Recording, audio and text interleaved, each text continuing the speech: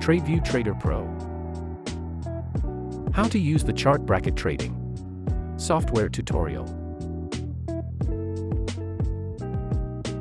This video tutorial will discuss placing bracket orders on the chart. To enter trade mode, click on the mouse icon on the toolbar, or right-click in the chart and go to Trading, then Trade Mode. A Trade Mode panel will appear on the right. To set up brackets, click Extended Options near the bottom of the toolbar.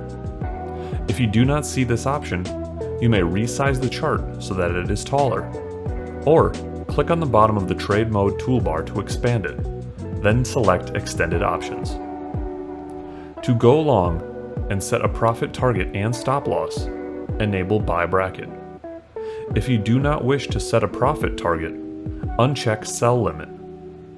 Or if you do not wish to set a stop loss, uncheck Sell Stop. To go short and set a profit target and stop loss, enable Sell Bracket. If you do not wish to set a profit target, uncheck Buy Limit. Or, if you do not wish to set a stop loss, uncheck Buy Stop.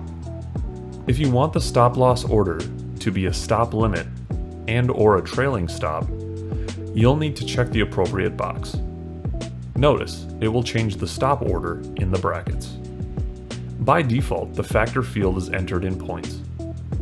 You can right-click on the word factor to change entering in currency, exact price, or number of ticks.